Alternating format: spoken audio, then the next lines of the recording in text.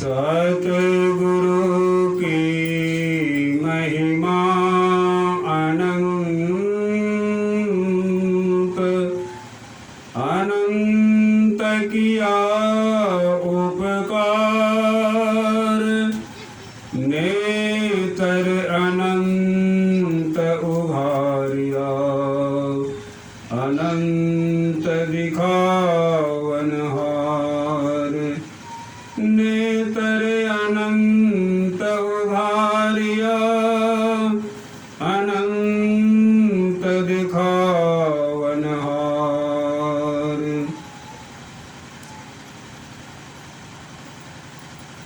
संत पंथ सत्संग को सुनने आए प्रेमीजन, संत चरणदास जी महाराज अपने वचन में फरमाते हैं, काहुन को जानता गिनती में नहीं नाव, कृपा गुरु सुखदेव की तो पूजन लागे पाँव। सीधी पलक न देखते छुअत नाही छाँव, कृपा गुरु सुखदेव की तो चरणों तक ले जाएं। एक दूसरे से जब मिलते हैं या उनके बारे में कुछ पूछते हैं तो प्रायः लोग कहते मैं उनको जानता हूँ। यह जानना कैसा है? यह आम लोगों का जो जानना है, यह जानना उसके नाम और रूप से। या तो कभी उनको देखा होगा या उनके नाम को वह सुना होगा। यह देख सुन करके जानता है। यह जानना कैसा हुआ? यह बाहर का जानना हुआ, यह स्थूल का जानना हुआ। लेकिन यहाँ पर संत चरणदास जी महाराज कहते काहुन को जानता। स्थूल शरीर को प्रायः लोग जानते हैं, परंतु जिस स्थूल शरीर के अंतर्गत यह जीवात्मा है उसको कोई नहीं जानता है, और उसके जानने वाले का ना कोई नाम है, गिनती में उसका नाम भी नहीं है। क्यों? तो उसको जानने जो जाता है तो वह आपे गया है राय जी। जो उस अनंत सत्ता को, उस आत्मा को जानने के लिए जाता है, चलता है, उसको जानने लगता है, तो वह बाह्य नाम रूप से भी हेरा जाता है, खो जाता है। क्यों? तो वह अनंत सत्ता परमात्मा के बारे में लोग सुनते हैं लेकिन जानते नहीं हैं, देखे नहीं हैं, लेकिन सुनने की बात से सुन करके कहते हैं कि मैंने देखा है। यह सदैव असत्य है, क्योंकि उसको देखने वाला, उसको जानने वाला बाहर में फिर लौट करके नहीं आएगा कहने के लिए कि वह ऐसा है। अगर कहना भी चाहेगा तो जैसा वह है वैसा कह नहीं पाएगा। जैसे महापुरुष भी उनके संबंध में कहते हैं तो वे महापुरुष भी वैसा नहीं कह सकते जैसा कि वह है। वह तो जानने में, समझने में आता है। वह एक ऐसा तत्व है जिस तत्व को जानने के बाद कुछ जानना बाकी नहीं रहता है। वे महापुरुष तो महापुरुष होते हैं, वे आम लोगों की बात तो कर ही नहीं सकते। और ऐसे महापुरुष अपने को छिपा नहीं सकते। वे अपने काव्य में, वे अपने वचन में उसी तरह से खोल करके रख देते हैं जैसे कि कोई पुस्तक के पृष्ठ को खोल करके देखता हुआ पढ़ता है, जानता है। ऐसे महापुरुष के लिए ही कहते हैं संत कबीर साहब, वे महापुरुष बाहर में जो भटक रहे हैं, बाहर में जो दौड़ लगा रहे हैं, वह अंतर का रास्ता भूल गया है, उस परमात्मा का रास्ता को भूल गया है। इसलिए वे महापुरुष कहते हैं कि अवधू भूले को घर लावे। ये अवधू जो है उसका हिंदी अर्थ होता है अबुद्धि वाले, जिसको बुद्धि नहीं है। कुबुद्धि भी नहीं है लेकिन बुद्धि नहीं है, अबुद्धि में भी सुबुद्धि नहीं है। तो इसलिए उसको कहते हैं कि अवधू। और अवधू अपने उन महापुरुष के संबंध में कहते हैं जो कि संसार के बुद्धि को और परमार्थ के बुद्धि को भी खो देते हैं। वैसी अवस्था में चले जाते हैं जहाँ की वह कोई सूध बूध नहीं रहती है। तो उन महापुरुष के संबंध में कहते हैं वैसे ही महापुरुष इस संसाराधिक मनुष्य को जो उस परमात्मा की तरफ चलना चाहिए, जाना चाहिए, उधर नहीं जाकर के बाहर दौड़ लगा रहा है, उसको रास्ता भूल गया है, तो उसको लौटा करके अपने घर की तरफ लगाते हैं, ले जाते हैं।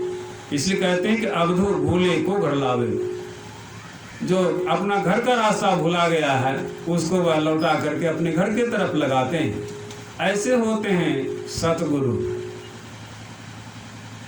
घर में जोग भोग घड़ी में, घर तजी वन नहीं जावे। इस अपने ही घर में, अपने इस शरीर रूपी घर में जोग भी है और यहाँ पर भोग भी है। बाह्य भोग को लोग भोग मानते जानते। अंतर के भोग के बारे में तो संसारी मनुष्य जाना भी नहीं है, समझा भी नहीं है। सुनने के लिए तो कोई सुना दिया होगा तो सुन करके जानता है, लेकिन यह जानना कैसा है? यह बेजान के तरह है। इस घर के अंदर, शरीर के अंदर जोग भी है। योग करने की जो युक्ति सदगुरु बतलाते हैं वे कभी भी बाहर का योग करने के लिए नहीं बतलाते हैं। जो सच्चे संत सदगुरु हैं वे अपने ही अंदर में योग करने की क्रिया बतलाते हैं, जिस क्रिया को करके वे उस अनंत सत्ता के तरफ, अनंत सत्ता में जा पाते हैं। तो वह वन में नहीं जाते, घर तजी वन नहीं जाते। मतलब घर के अंदर, अपने शरीर के अंदर, शरीर को भी एक घर कहा गया है और इसी घर को सुरक्षा रखने के लिए बाहर में लोग घास फूस का, ईटा मकान का घर बनाते हैं, इसको सुरक्षित रख पाएं। लेकिन पहले यह घर है तब वह घर भी बना है। जब यह शरीर रूपी घर नहीं होगा तो कोई अपने लिए घर क्यों बनाएगा? वही यहाँ पर जो है इस घर के संबंध में कहते हैं घर तजी वन नहीं जावे। वन से तात्पर्य बाहर, जिसको सिख धर्म के 9वें गुरु तेग बहादुर सिंह कहते हैं काहे रे वन खोजन जाई। बाहर में खोजने के लिए क्यों जा रहे हो? बाहर अतला वन। सर्व निवासी सदा अलेपा तो ही संग सवाई। वह परमात्मा सर्व निवासी है, सब जगह है, कण कण में, जर्रे जर्रे में ओतप्रोत है। सर्व निवासी सदा अलेपा तो ही संग सवाई। जब सब जगह वह है तो तुम्हारे संग में भी है। इस शरीर रूपी के अंदर जो यह जीवात्मा है वह शरीर के संग में है। तो यह शरीर के ख्याल में लोग कहते हैं कि वह संग में समाई, वह समा करके है। उसी तरह से, जिस तरह से कि पुहक मधी जीव बास बसतु है, मुकड़ माही तैसे छाई, ऐसे ही हरि बसे निरंतर, घट ही खोजो भाई। पुहक पुष्प के अंदर जो सुगंध है, खुशबू है, वह किस तरह से बसा हुआ है? किसी एक तिनका को तोड़ करके चाहेंगे इसमें से वह गंध को निकाल लें, वह निकलने वाला नहीं है। वह तो गंध स्वाभाविक उससे निकलता है। ठीक उसी तरह से यह शरीर के अंदर बाहर, वह आत्मा अंदर भी है, बाहर भी है, और इसका सुवास जो जानने योग्य पुरुष हैं वे इसको जानते भी हैं। उसी तरह से जिस तरह से कि गंध लगता है तो मनुष्य जानता है कि यह फूल का, पुष्प का गंध है, यह अमुक फूल का गंध है, यह अमुक फूल का गंध है। उसी तरह से यहाँ पर कहते हैं गुरु तेग बहादुर सिंह, मुकुर माहित से छाई। जैसे मुकुर में होता आईना, दर्पण, दर्पण के सामने आप जो अपना रूप देखते हैं, निहारते हैं, यह स्वरूप जो है जैसा आपका रहता है वैसा उस दर्पण में दिखाई देता है। मुकुर माहित से छाई, ऐसे ही हर विषय निरंतर घटी खोजो भाई। यह शरीर रूपी दर्पण में जो परमात्मा अनंत सत्ता है वह इसी तरह से वह छाया दिखता है। तो देखने वाले इसको देखते हैं, आम मनुष्य इसको नहीं देख पाते। जस बाहर तस भीतर जानो, यह गुरु ज्ञान बताई। जैसा बाहर में देखते हैं ऐसा ही हमारे आपके भीतर में भी है। बाहर में क्या देखते हैं? यह अवकाश देखते हैं, शून्य देखते हैं। ऐसा ही शून्य व अवकाश हमारे आपके भीतर भी है, लेकिन इसको उसी तरह से लोग नहीं जानते।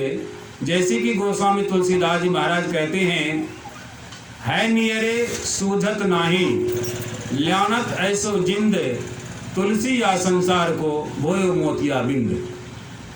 वह परमात्मा हमारे आपके सामने प्रत्यक्ष में है, लेकिन हम उसको देख करके नहीं जान पाते। उसी तरह से जिस तरह से किसी मनुष्य को मोतिया बिंद की बीमारी हो गई हो तो एक वस्तु दो दिखता है, एक वस्तु बहुत दिखता है। यह मोतिया बिंद की बीमारी प्रायः मनुष्य को जन्म से ही लगा हुआ है। इस मोतिया बिंद की बीमारी को कौन हटाएगा? इसको तो वो हटाएगा जिसने कि अपने ऊपर से मोतिया बिंद की बीमारी हटा लिया है। तो हटाने वाले संत सद्गुरु कहते हैं कि वह परमात्मा प्रत्यक्ष में है नियरे। नियरे से तात्पर्य जहां आप हैं वहीं वह भी है। सूझत नहीं, लेकिन संसारी मनुष्य को वह सूझता नहीं है, दिखता नहीं है। परमात्मा महापुरुष को जिन्होंने उस लोक में अपने को ले गया है, उसको अंदर भी दिखता है और बाहर भी दिखता है। उसी तरह से दिखता है जैसे सिया राम मैं सब जग जानी, करऊं प्रणाम जोड़ी जुग पानी। वह सभी तरफ से उसको जानते हैं, इसलिए वह सभी तरफ को प्रणाम करते हैं। किसी पात्र को नहीं प्रणाम करते, परंतु वह सबके पात्र के अंदर और बाहर रहने वाले परमात्मा को भी प्रणाम करते हैं।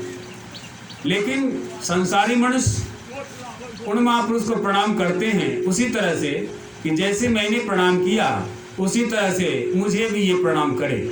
लेकिन कोई भी सर्वाधिकारी, जैसे जिला में कलेक्टर होता है, राज्य में राज्यपाल होता है, देश में मंत्री होता है, उनको सभी कोई प्रणाम कर सकते हैं, करते ही हैं।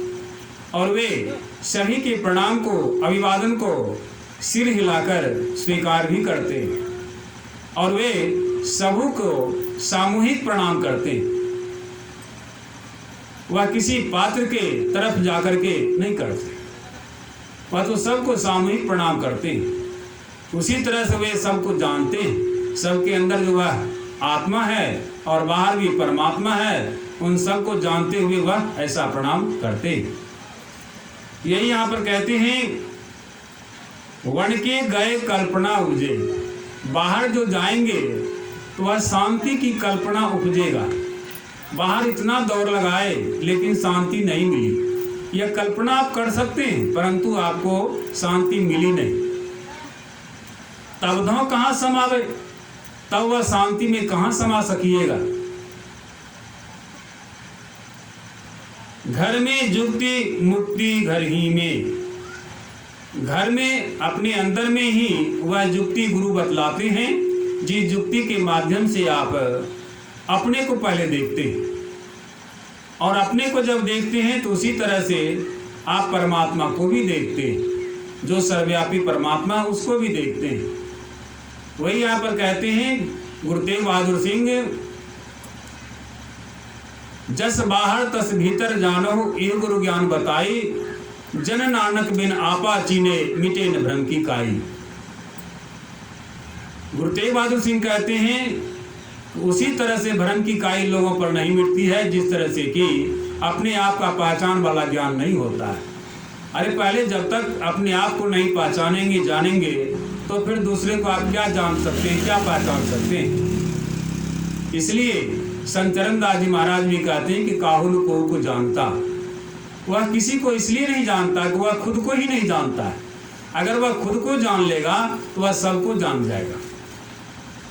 यही नहीं जानने के कारण कहते हैं कि काहुल को जानता, गिनती में नहीं नाम। जो अपने को जानता है वह परमात्मा को जानता है तो उसका नाम गिनती में नहीं आता है। घर में जुक्ति मुक्ति घर ही में, इसकी जुक्ति भी गुरु सिखलाते हैं। अपने ही अंदर में उसकी जुक्ति करो और वहीं पर तुम्हें मुक्ति भी मिलेगी। जैसे बाहर में इस अवकाश को कोई पकड़ना चाहे तो कोई ऐसा यंत्र नहीं उसके पास इस अवकाश को पकड़ लेवे। तो जब बाहर के अवकाश को आप नहीं पकड़ सकते हैं जो आपके सामने प्रत्यक्ष है, तो फिर अपने अवकाश को, अपने अंदर के अवकाश को आप कैसे पकड़ सकते हैं। वहाँ तो अवकाशवत हुआ जाता है, वह होने का एक तरीका है, वह सिस्टम है, वह नियम है। वह कैसे होगा? तो आप उस शून्य में, उस अवकाश में अपने आप को स्थिर रखें, स्थिर करें। इसलिए कहा कि शून्य ध्यान सबके मन माना, तुम बैठो आत्म स्थाना। जो शून्य का ध्यान करता है वह आत्मा का ध्यान करता है, और जो शून्य के अलावे ध्यान करता है वह विषय वस्तु का ध्यान करता है, और विषय वस्तु का ध्यान विषय वस्तु के तरफ ले जाता है तो वह बहिर्मुखी हो जाता है। लेकिन जो अंतर्मुखी है वह बहिर्मुखी के बातों को भूल करके, छोड़ करके अपने अंदर के रास्ता को पकड़ते हैं। अंदर में वे क्या देखते हैं? आंख बंद करने पर अंदर का देखना होता है।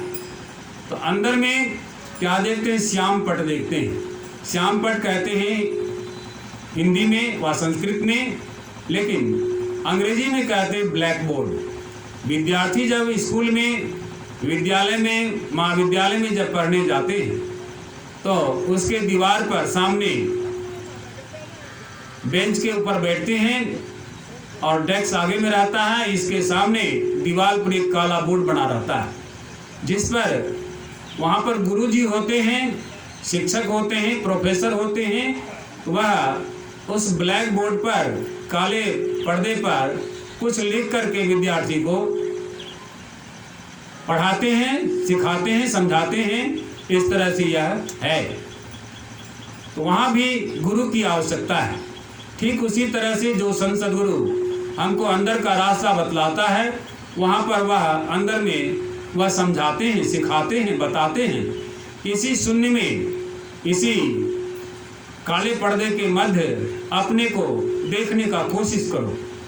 तो वह देखते देखते जब कुछ देर देखेंगे तो वह प्रकाश के रूप में परिणत होने लगेगा।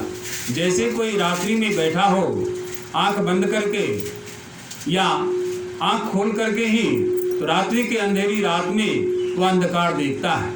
लेकिन जब सवेरा होने लगता है तो वह अंधकार धीरे धीरे हट जाता है, वह प्रकाश के रूप में परिणत हो जाता है, जिसको कहते हैं अब सवेरा हो गया, ब्रह्म मुहूर्त हो गया, वह पोह फट गया, वह जो है अंधकार मिट गया।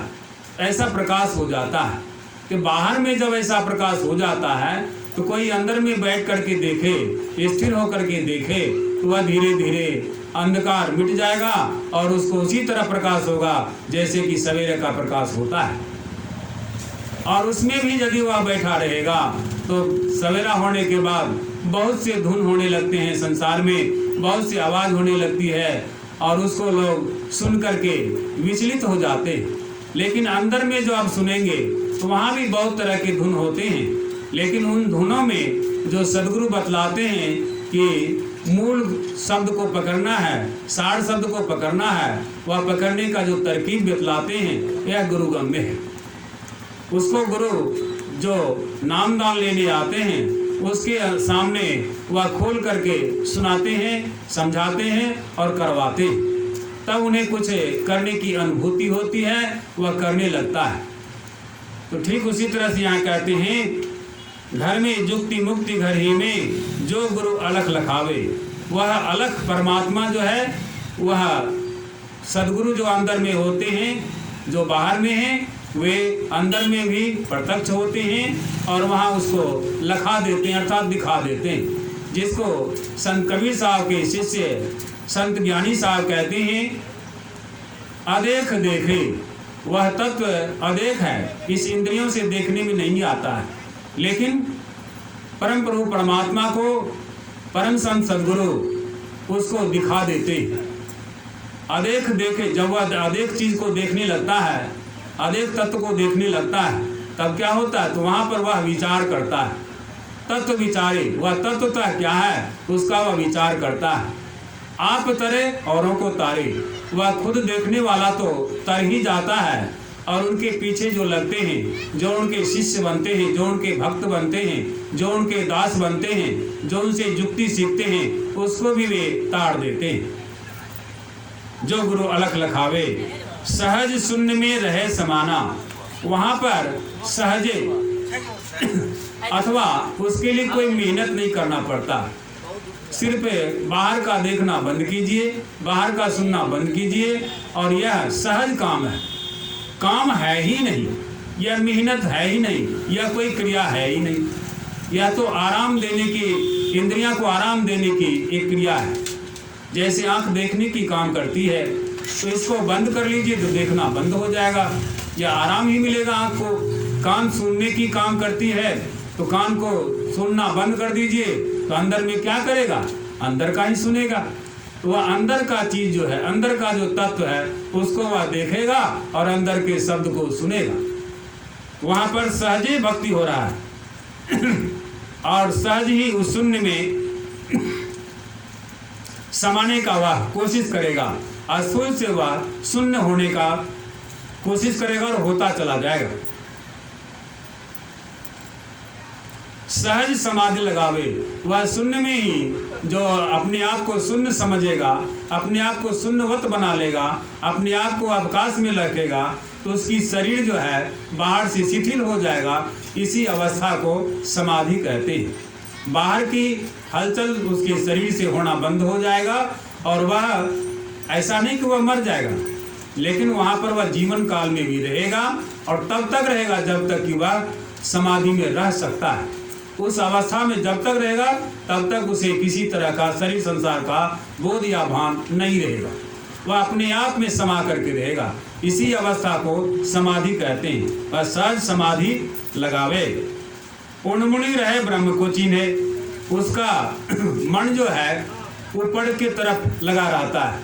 तो मन कहिए, मन तो बाहर नीचे की तरफ दौड़ती है, लेकिन यह मन जब उलट जाती है इसका नाम दूसरा हो जाता है, इसको कहते हैं सुरत।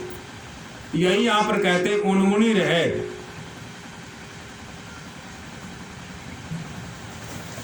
मनोलय की अवस्था होती है, वहां पर मन समाप्त हो जाता है, तब वहां पर सुरत रहती है। सुरत से वह देखती है, सुरत के आंखों से देखती है, सुरत के कानों से वह सुनती है। जिसको परम संत बाबा तुलसी साहब कहते हैं सुरत तन मन से सांच रहत रस पीती, कोई सज्जन जई है कुपड़ काल को जीती। जो सुरत रूपी तन से, सुरत रूपी मन से उस सांच मतलब सार शब्द जो अमर शब्द है, अमर नाम है, उसको वह सुनता है, सुनने की कला से सुनता है। रस पीती, उसका रस को वह पान करता है, अमृत रस की ध्वनि जो वह पीता है, पान करता है, वह क्या होता है, सुरत तन मन से सांच रहत रस पीती। कोई सज्जन, इसको कोई बिरला सुनता है, और जो सुनता है वह जय है कुफड़ काल को जीती। वह कुफड़ काल कहते हैं, कुफड़ मन होता है काफिर से कुफड़ बना है। काफिर कहते हैं उर्दू लफ्ज में दुष्ट को, लेकिन यहाँ पर वह मजबूत दुष्ट है। वह काल तो है, लेकिन कैसा है? तो बहुत मजबूत है। उस मजबूत काल को, महाकाल को जीतने की क्षमता कौन रखता है? जो यह अमृत ध्वनि की नौबत को सुनता है, सुनने की कला से सुनता है। एक बार की घटना है, एक साथी ने मुझे पत्र लिखकर भेजा था कि विजय जी, आप गुरु के सीढ़ी से गिर गए हैं। और संत कबीर साहब के वाणी को उन्होंने लिखा था, गुरु सीढ़ी ते उतरे शब्द भी होना होए, ताको काल घसीटिए राख सके न कोई। मुझे ऐसा हुआ, मैं कहाँ से गुरु से गिर गया हूँ? गुरु के सीढ़ी से मैं कहाँ पर गिर गया हूँ? मैं तो नाम की कमाई कर रहा हूँ, तो मैं गिरा कहाँ? तब मुझे प्रत्युत्पन्न मति हुई, मुझे यह भान हुआ। तो उनको जवाब में लिखा कि गुरु सीढ़ी लय उतरे शब्द तो आगे होए, वाको काल न भेटी हैं राख विजय सरनोय। गुरु सीढ़ी लय उतरे, यह शब्द भले ही उल्टा है, लेकिन इसका अर्थ बहुत सीधा है। जैसे कबीर साहब की वाणी में है, डुबकी मारी समुद्र में निकसा जाए आकाश, गगन मंडल में घर किया हीरा पाया दास। यह तो उसी तरह से जैसे कोई बाहर में मोहर होता है। मोहर के सभी अक्षर उल्टे होते हैं, लेकिन उस मोहर में स्याही लगाकर सादे कागज पर जब छपा जाता है तो वह सभी अक्षर सीधे हो जाते हैं। ठीक उसी तरह से संतवाणी है। संतवाणी बड़ा उल्टा सुनने में लगता है, लेकिन जो उसको प्रैक्टिकल करता है तो उसको सीधा हो जाता है। अब कबीर साहब की वाणी है, डुबकी मारी समुद्र में। समुद्र में जो डुबकी मारेगा तो वह आकाश कैसे जाएगा? वह तो धरती के तलहटी में, यानी सागर शब्द के समुद्र के तलहटी में पहुंच जाएगा, डुबकी मारेगा तो यह डुबकी मारना जो हुआ, स्थूल शरीर को डुबकी मारना हुआ समुद्र में। तो स्थूल शरीर तो भले नीचे चला जाएगा, लेकिन इस स्थूल शरीर को ही बाबा कबीर साहब समुद्र मान लिया है, बना लिया है। इस शरीर में यह डुबकी मारा। कौन मारा डुबकी? यह जीव। यह जीव जब डुबकी मारा तो समुद्र में, तो शरीर रूपी समुद्र में डुबकी मारा, तो यह कहाँ गया? यह आकाश की तरफ गया। आकाश कहते हैं दोनों आंख से ऊपरले हिस्सा को। उस आकाश की तरफ गया तो वह गगन में, उस आकाश में अपना डेरा बना लिया, अपना घर बना लिया। और वहां जब घर बना लिया, बहुत दिन रह गया, बहुत समय रह गया, तो वह हीरा पाया। तो वह हीरा कैसे पाया? दास के भाव से पाया। वह कोई चाहे हम इसको स्वामी के भाव से पाएंगे, कभी नहीं पा सकता। तीन काल में कभी नहीं पा सकता है। स्वामी के भाव से, मालिक के भाव से, राजा के भाव से, बादशाह के भाव से, ये कभी नहीं पा सकता। या जब कभी भी कोई पाएगा तो वह दास बन करके ही पा सकता है। इसलिए कहते हैं कि गुरु सीढ़ी ले उतरे। गुरु के द्वारा जो मैंने यह युक्ति सीखी है और जिसको मैं अपने अंदर में अभ्यास कर रहा हूँ, कि गुरु के द्वारा लय का सीढ़ी पकड़ लिया हूँ और सीढ़ी पकड़ के मैं उस मालिक के तक जा रहा हूँ। शब्द ते आगे हो, शब्द भी रास्ते में है, शब्द भी रास्ते में ही है और यह शब्द ही सत्य है। लेकिन यह शब्द भी अवकाश में है। बगैर अवकाश का शब्द नहीं हो सकता और अवकाश अनंत सत्ता है। तो उस अवकाश की परिधि पर पहुंचने पर, उस अनंत पर पहुंचने पर तो यह शब्द भी छूट जाता है, जिसको अनाम पद कहते हैं। तो वह गुरु सीढ़ी ले उतर गया कहाँ? समुद्र में। लेकिन वह किस समुद्र में उतरा? शरीर रूपी समुद्र में उतरा और गगन मंडल के तरफ, अंतराकाश के तरफ यह पहुंच गया। वहां जाकर के वह शब्द को सुन रहा, शब्द रूपी हीरा को पा लिया और वही शब्द रूपी हीरा को आज बाहर में वह बांटता है, बेचता है। तो वही यहाँ पर कहते हैं, शब्द तो आगे होए, वाको काल न भेटी हैं। शब्द के नीचे ही काल रूपी शब्द भी है। उस काल रूपी, महाकाल रूपी शब्द से वह साधक आगे हो गया। तो उसको शब्द के सिर पर लात रख करके वह आगे बढ़ गया। शब्द तो आगे होए, वाकों काल न भेटिए, उसको काल से भेंट ही नहीं होगी, उसको काल से मुलाकात ही नहीं होगी। तो ऐसे को जो चला जाता उस अवकाश अनंत सत्ता में, तो उसी को कवि कहते हैं राख विजय शरणोय। ऐसे अवकाश के शरण में जो जाता है उसको अपने शरण लगा लेता है, लेकिन वहां कोई अहंकार के भावना से जाएगा तो उसको वह नहीं रखेगा। इसलिए कहते हैं उन्मुनि रहे ब्रह्म को चिन्हे। वह उन्मुनि अवस्था में रहता है, सुरत से निरत को पहचानता है। उस सुरत निरत होकर के वह ब्रह्म को पहचानता है, परम तत्व को ध्यावे। वह परम तत्व परमात्मा का वह ध्यान करता है। बाहर में उसका ध्यान कुछ नहीं होता है, बाहर से वह मृतक की तरह रहता है। सुरत निरत सो मेला करिके अनहद नाद बजावे। वह इस सूरत से निरत में चला जाता है, जहाँ की सूरत भी काम भी नहीं करती है, उस तरह से वह मिल जाता है उस शब्द से। तो कहते हैं अनहद नाद बजावे। वह अनहद नाद को वह अनंत सत्ता में उसको बजाता है। घर में बसत वह आत्मा इस शरीर रूपी शरीर के अंदर ही बसता है। शरीर रूपी घर में वह आत्मा बसती है और इसी शरीर रूपी घर के अंदर वह वस्तु मिल जाता है। अगर इस घर से बाहर कोई खोजना चाहे तो वह उसी तरह से भटक जाएगा जिस तरह से कि मृगा खोजत गिरितर लता भूमि बिल परम सुगंध कहाते आयो। वह लता में, लत्ती में, घास में, बिल में, पहाड़ में, कंदराओं में सूंघ सूंघ करके खोजता है, लेकिन वह नाभि में, मृगा के नाभि में वह कस्तूरी का खुशबू है, सुगंध है, लेकिन वह खोजता है गिरी पर्वत में, लता लती में, बिल में, वह सूंघ कर खोजता है। इसीलिए वह बाहर में नहीं मिलता है। इसलिए संतों ने कहा आहो भक्त सार भगति करू हो, असार भगति करी संसार भ्रमत रही भक्ति श्रम निष्फल हो।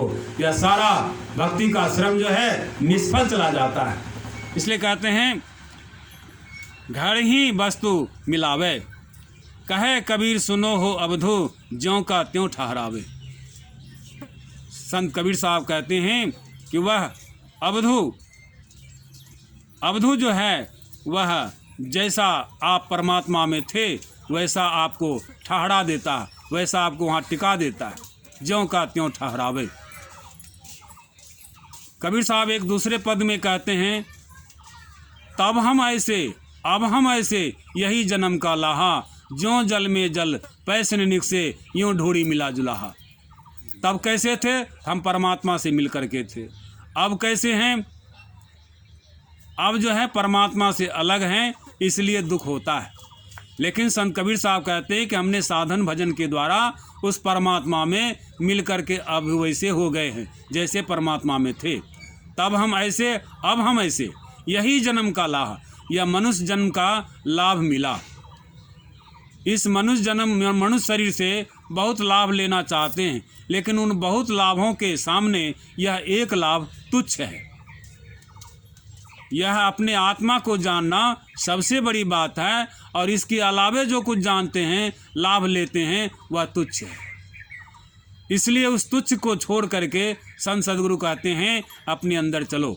वह अंदर का रास्ता कैसा है? तो कबीर साहब एक पद में कहते हैं पंछी के खोज ओ मीन के मार्ग, ढूंढे न कोई पाया हो, कहे कबीर सतगुरु मिले पूरा, तो भूले को राह बताया हो।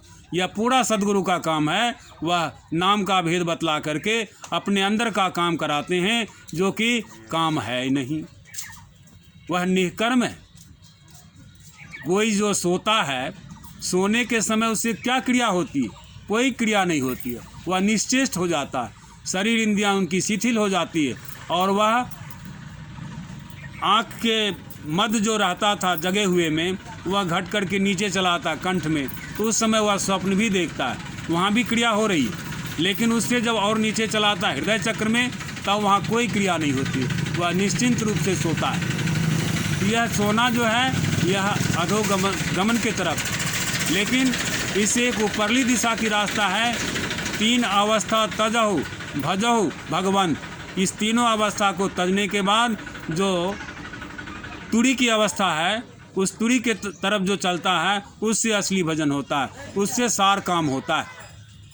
इसलिए ऐसे युक्ति को सीख करके संत सद्गुरु से अपने आप को अभ्यास में लगाना चाहिए। यही संत पंथ का मूल उद्देश्य है। संत पंथ से तात्पर्य संतों का रास्ता। इसमें वे संत आप चलते भी हैं और आपको चलने के रास्ता भी बतलाते हैं। जिस रास्ते से चलते हैं उसी रास्ते से आपको ले चलने का भी कोशिश करते हैं और ले जा कर के आपको उस केंद्र में पहुंचा देते हैं। यदि उनकी बात को आप नहीं मानेंगे तो वह आपसे डंडा नहीं लेगा, वह आपको कोई श्राप नहीं देगा, लेकिन उस ईश्वर के तरफ जाने से जो आप बहक गए, रुक गए, तो उसके दंड से आप खाली नहीं रहेंगे, वह दंड तो भोगना ही पड़ेगा। चूँकि परमात्मा के तरफ जाना चाहिए, आप उधर नहीं गए, बाहर की तरफ चले गए।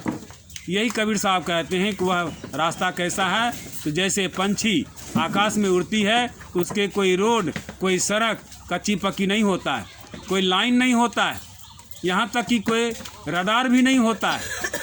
मछली भी जो जल में रहती है, जल में चलती है, तो उसके भी कोई रोड कच्ची पक्की और रेलवे लाइन वगैरह नहीं होता है। वह शून्य का रास्ता है। उस रास्ते पर चलने वाले का यह शरीर नहीं चलता है। मछली का शरीर तो पानी में चलता है, लेकिन पानी के सहारे वह जीवन है उसका।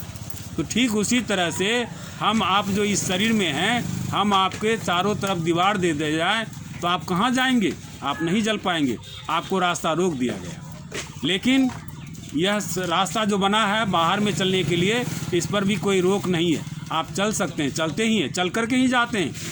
ठीक उसी तरह से यह जीव जो है परमात्मा के तरफ चलेगा तो अंदर का रास्ता है, वहाँ भी इसका कोई रोक छोक नहीं है। रोक छोक तो वह लोग कराते हैं जो स्वर्ग का ध्यान कराते हैं, जो देवी देवता का ध्यान कराते हैं, जो स्थूल का ध्यान कराते हैं। यह अवरोध है, यह रास्ता का अवरोध है। इस रास्ते पर चलने वाले बहिर्मुखी हो जाते हैं, वह गलत रास्ते पकड़ लेते हैं। यह परमात्मा का रास्ता नहीं है। कहे कबीर सतगुरु मिले पूड़ा, यह पूड़ा सतगुरु का काम है, साधारण सतगुरु का काम नहीं है। साधारण सतगुरु तो अपने को सतगुरु कहलाते हैं, लेकिन वह साधारण काम में ही लगा देते हैं। मूर्ति पूजा में लगा देते हैं, तस्वीर के ध्यान में लगा देते हैं, वह बाहर गीत गाने के लिए सिखा देते हैं। इससे उसकी बाहरी दुकानदारी चल जाती है, अंदर का काम नहीं होता है। इसलिए हम लोगों को चाहिए अंदर का रास्ता पकड़ना है तो ऐसे सतगुरु का संग करें, ऐसे सतगुरु से भेद जानें और अपने अंदर में अभ्यास करके एक दिन वैसे हो जाएं जैसे कि पहले थे। तब हमारा यह मनुष्य जन्म का लाभ हुआ। यही अभी आप लोगों की सेवा में कहा, शेष अगले वेला के सत्संग में सुनेंगे।